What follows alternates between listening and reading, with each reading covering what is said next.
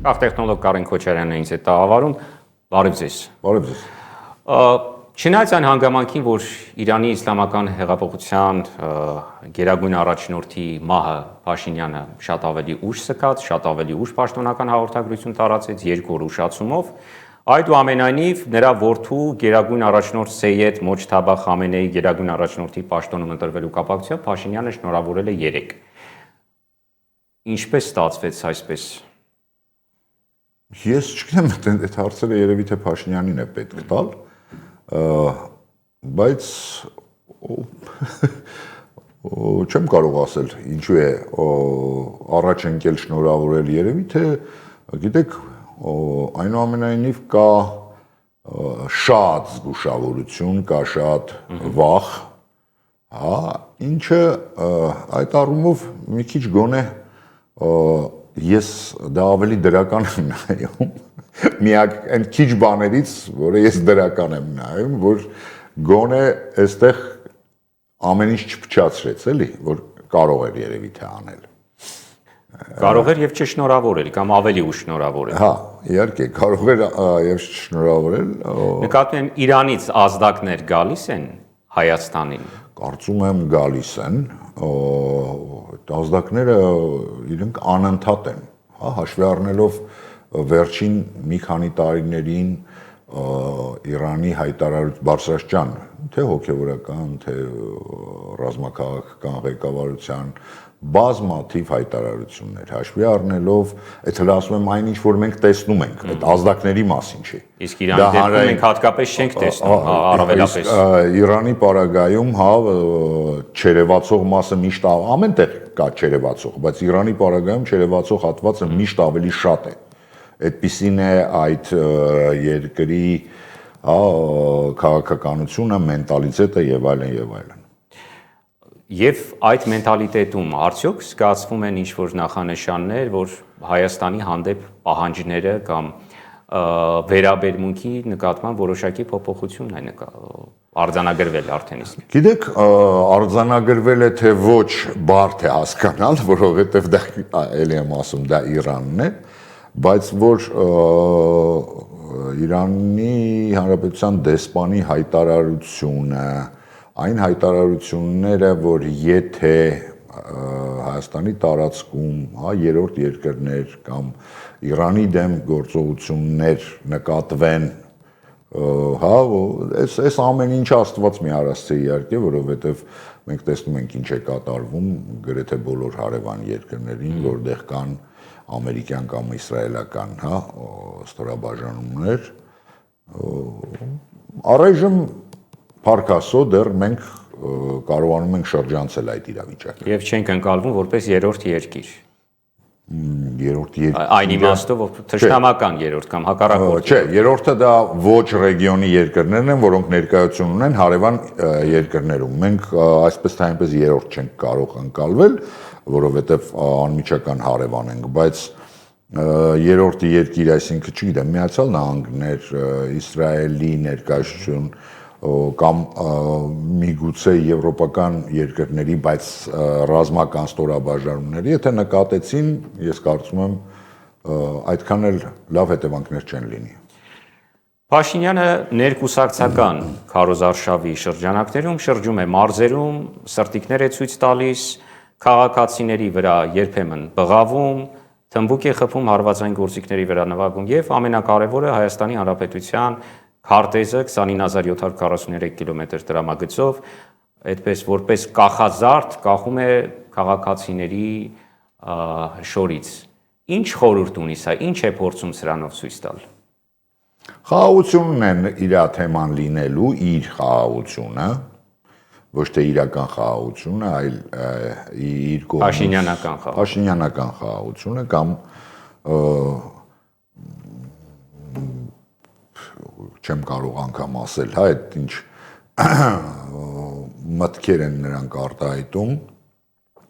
սա է փորձելու հրամցնել մեկ ու մեջ, չգիտեմ, միգուցե չի բացառվում, հա, թոշակ բարձրացնելով, թեև ընդամենը 2 ամիս առաջ ինքը թոշակառուներին բացատրում էր, որ նրանք այդ 10,000-ը որտեղ պետք է ծախսեն, ինչ պետք է անեն, բայց այնուամենայնիվ կարծում եմ հետևանքներ ունեցավ նրա այդ հայտարարությունը, ես նկատի ունեմ ընտրազանգվածի վարկանիշային, հա, թվային արտահայտությամբ, որը ենթադրում եմ դրվել է իր սեղանին, որից հետո շատ շտապ որոշում է կայացնել, այնուամենայնիվ այն 10,000-ը, որը թոշակառուները չգիտեին ինչ պետք է անեն, բարձրացնել։ Դրոշը կամ ներողություն տվյալ դեպքում քարտեզը անընդհատ խաղարկելը ավելի շատ ներսին ցույց տալու կամ համոզելու նպատակ ունի, որ 29743-ից 1 սանտիմետր ավել մի պահանջեք։ Չկա Արցախ, չկա Արևմտյան Հայաստան, չկա եւ չի լինել։ Թե ավելի շատ դրսի։ Ես կարծում եմ ես կարծում եմ եւ դրսին եւ ներսին։ Դա այն հարցն է, որ դա եթե ենթադրենք, հա, թոշակները եւ այլն դա ներսի համար է, ապա սա հասկանալի է, որ ավելի գլոբալ քաղաքական խնդիր է եւ այդ թվում նաեւ դրսի խաղացողների համար է։ Իսկ ում վրա է ավելի շատ ազդում, ներսի վրա թե դրսի։ Դրսի վրա պատկերացրեք, ինչ որ ազդելու էր, արդեն ազդել է, որովհետեւ դուրսը այնպես չի, որ համաձայն է դրան, ինչի մասին բարձրաձայնեց Թաթոյան Արմանը, հետո հերքվեց Սուրեն Պապիկյանի կողմից, բայց հետո պարզվեց, որ հա լրագրողները ոնց որ թե հետաքննություն անցկացրեցին, այդ թվում նաև, հա, տիեզերական նկարահանումներով ոնց որ թե բաներ ներկայացրեցին, փաստեր ներկայացրեցին եւ պարզվեց, որ այնքան էլ այդպես չի, ինչ ոնց որ ասում է Նիկոլ Փաշինյանը կամ նրա կողմնակիցները, որ հենց այդքան է, ոնց որ կամաց փոքրանում է։ Արտիքցի մի քաղաքացի Փաշինյանի այդ զրույցում իր պնդումները արեց, պահանջեց, որ վեհապարի հրաժարականի հետ Փաշինյանը որևէ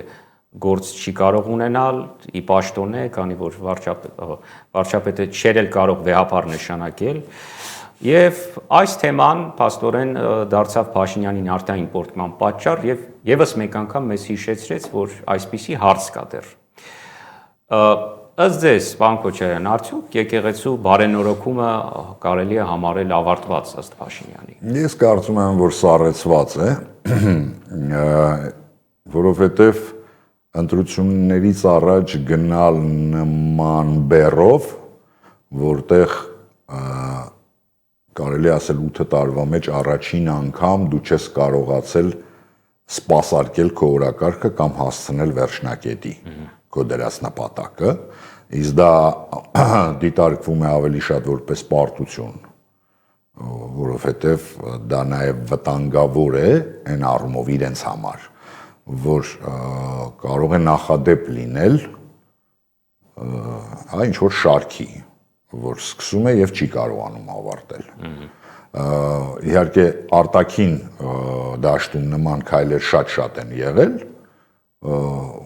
բայց ներքինում կարծեք թե նման խնդիրներ 8 տարվա մեջ չի ունեցել, ինչ ուզել արել է, ոնց ուզել արել է, հա, թե դատարանները, թե տարբեր թիմ ընտրություններում օրինակ հաղթած ընդդիմադիրներին տեսել ենք ինչ է արվել, ու տարբեր ոլորտներում։ Սա երևի թե առաջին դեպքն էր, որ չկարողացավ։ Ու գոնե մինչ այս պահ հաստատ չի կարողացել, եւ այս բեռով գնալ ընտրությունների կարծում եմ այդքան էլ հեշտ չէր։ Դրա համար փորձեց սառեցնի, իհարկե երբ հիշեցնում են իրեն, հաշվի առնելով իր այդ տիպաժը ընդհանուր, հա, որ ուզում է այդտեղ կարող է լինել եւ բնական պորտկում եւ կարող է լինել պորտկում այն բանից, որ ուզում է ցույց տալ, որ հա, տեսեք 2 ամիս ինքը աշխարհի կանոն չէր տվել վեհապարի, բայց հենց հիշեցնին տվեց։ Սա նշանակում է, որ ինքը փորձում է իր կողմնակիցների շրջանակում ֆիքսել, որ ինքը չի պարտվել։ Բայց շարունակություն չենք տեսնում։ չենք էլ տեսնում։ Ավելին Արշակ Սրբազանն է դուրս գալիս, հա, ինչպես տեսնում եք, տարբեր այլ գործիչներ, եթե չեմ շփոթվում, հիմա միայն Բագրատ Սրբազանն է, չէ՞, մնացել կալանքի տակ։ Այո։ Ազգային ժողովի ընտրություններում Փաշինյանը 65% նշաձող է սահմանել եւ դրա մասին հայտարարում է իդեպ էլի նյարդային որոշակի պորտկումով վերջին սոցիոլոգիական հարցումներից եւ ոչ մեկով անգամ այն սոցիոլոգիական հարցմամբ, որը Միացյալ Նահանգներում է անցկացվել, Այրիայի մասին է խոսքը, Փաշինյանը չունի 65%, դեռ ավելին 50% էլ չունի, 51% էլ չունի, որպեսզի կազմի մեծահասություն։ 30 էլ չունի։ 25% է կազմում։ 24։ Այո, 1% էլ ինձանից ավելացրեցի։ Այս սպորտկումները ինչի մասին են վկայում։ Արդյոք վկայում են այն մասին, որ Փաշինյանը իրավամբ ունի այսքան քվե։ Գիտեք, երկու պատասխան կտամ, երկուսն էլ հումորով, էլի, հա։ Մեկը նա է, որ օրինակ ես կառաջարկեի, քանի որ արդեն նորաձև կրթվել են, ասեն ոչ թե 65, այլ օրինակ 130%։ Էլի, բանա։ Եվ երկրորդը հայտնի անեկդոտի պատմությունը, որ ասում է դու էլ ասա։ Հիմա ասում է դու էլ ասա։ Իսկ ինչի համար է ասում, լավ, եթե փորձենք այլ տեսանյութ։ Որովհետև այնուամենայնիվ ինչքան էլ այռայը տակ այլ սոցիալական հարցումներ, ինքը շատ լավ գիտի, որ չի բացառվում, ես չեմ ասում, չեմ պնդում, որ 100%, թեև դա ավելի գնալով ավելի իրական է դառնում, որ իշխանական ձայները կլինեն ավելի քիչ, կարող է լինեն ամենաշատը ամբողջ ներքնապնակում, բայց հաստատ չեն լինում 50+1 եւ ավելի քիչ են, քան մնացած բոլորը իրար հետ վերցրած։ Փաշինյանը երբ որ հայտարարում է այս մասին, չի գիտակցում։ Իհարկե գիտակցում է, բայց դրանով փորձում է ամրապնդել իր շարքերը, որովհետեւ շատ լավ գիտի, թե ինչ է նշանակում պարտվողական կամ նման կասկածներով թիմ, որը գնում է ընտրության։ Այսինքն սա թիմի համար է։ Իհարկե, դա միայն թիմի համար է, միայն։ Այդ դեպքում ինչու է հասարակության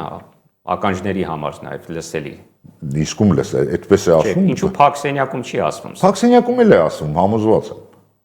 Փակսենյակում ավելի վատ բաներ է ասում, ես կարծում եմ։ Եվ հունիսի 6-ին, եթե ամեն ինչ շատ ավելի վատ լինի,